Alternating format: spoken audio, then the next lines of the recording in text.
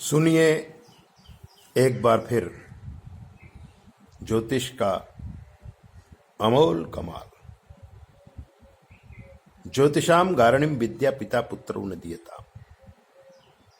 ज्योतिष का विषय बहुत गहन होता है और अगर सूक्ष्माति सूक्ष्म अध्ययन करके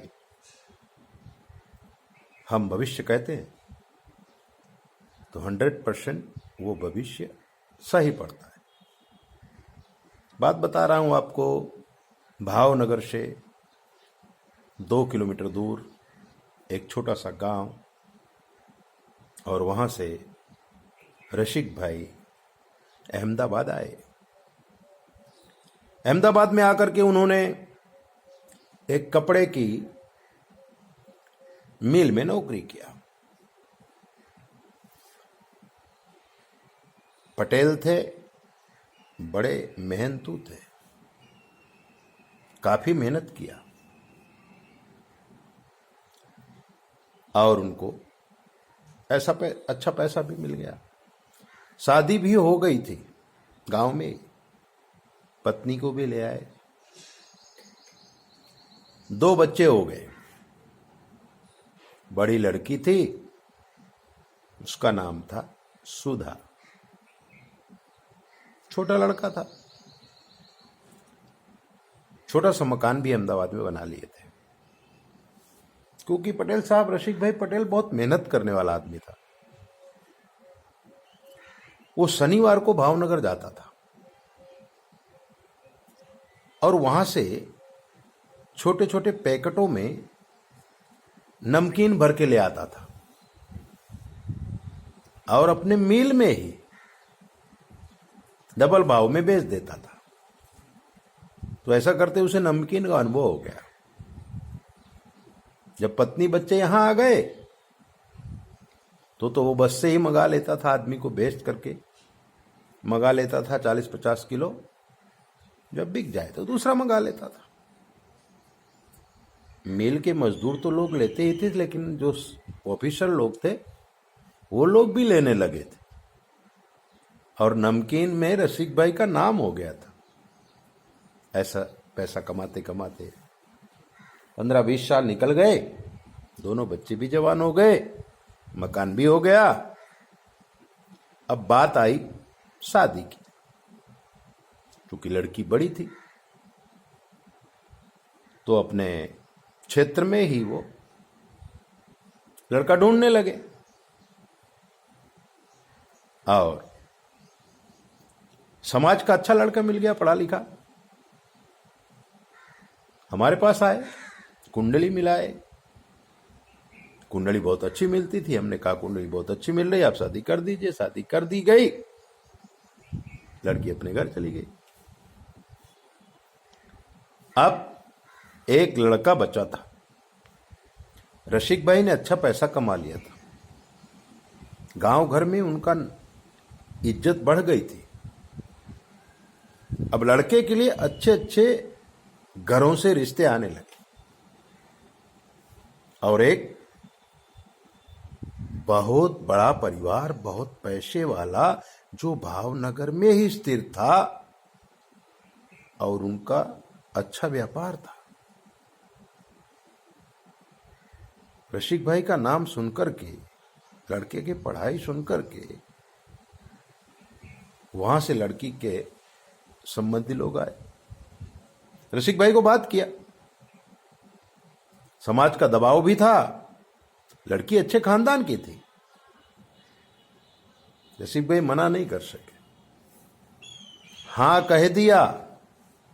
और उसके बाद कुंडली लेकर के हमारे पास आए।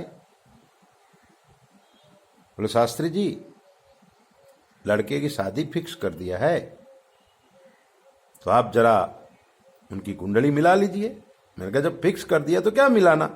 नहीं नहीं, तो भी देख तो लीजिए। जब हमने देखा मित्रों, तब लड़की के पति भुवन में शनि चंद्र का विष दोष था। लड़की का जो शुक्र था वो सूर्य के साथ मस्तक पे बैठा हुआ था। जो मंगल था वो चौथे भुवन में बैठा हुआ था। बुध और सूर्य की युति 8वें थी।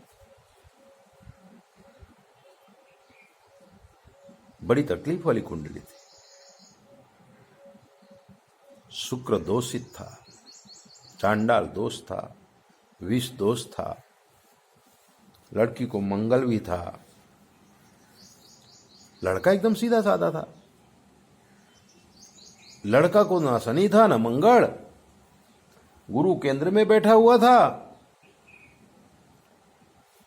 और शुक्र उसके साथ में था, जिससे कि उसको भी पत्नी सुख कुछ अंश तक कम होता है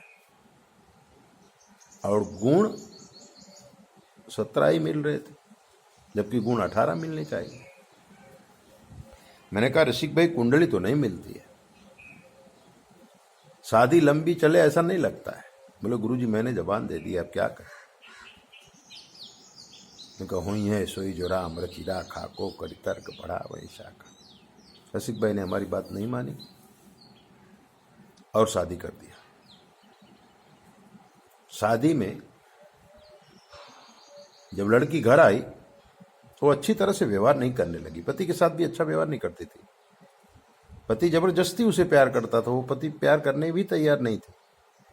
शुरू में पति ऐसा सोचा कि भाई नई नई शादी है शायद इसलिए लड़की ऐसा करती हो। ये 3 महीने बाद गांव में प्रसंग पड़ा, लड़की अपने मैके गई और वहां अपने माँ बाप के साथ कुछ बोली होगी। अब प्रसंग पूरा हो गया तो लड़के वाले रसिक भाई और 1-2 मित्रों के साथ बहू को लेने के लिए गए। उन्होंने मना कर दिया, बहू को नहीं भेजेंगे, और उन्होंने केस कर दिया डिवोर्स लेने के। तब रसिक भाई फिर हमारे पास आए, भाई गुरुजी ऐसा हुआ, हमने अब आपको मना किया था कि ऐसा मत करो, पर आपने शादी कर दिया। तो बोले अब क्या करें। हमने कहा तो दूसरी शादी होगी, डिवोर्स के लिए पूजा करनी पड़ेगी। तो बोले करिए। तब फिर उसके लड़के का जो ग्रह दोष था उसका निवारण किया और शादी टूट गई। आज रसिक भाई की आदेश ले आई क्योंकि उसके लड़के की दूसरी शादी फिक्स हो गई और ये लड़की बहुत ही भाग्यवान है, रसिक भाई के घर में सुख शांति लाएगी। ऐसी दिव्य बातें जानने के लिए आप हमारे चैनल को सब्सक्राइब करो, लाइक करो, और अगर कोई प्रश्न है हमसे पूछ लो, शास्त्र के मत के अनुसार हम आपको जवाब देंगे बिल्कुल फ्री। 9825200108 पर संपर्क करके आप कुछ भी पूछिए। जय बोले, अपना ध्यान रखो।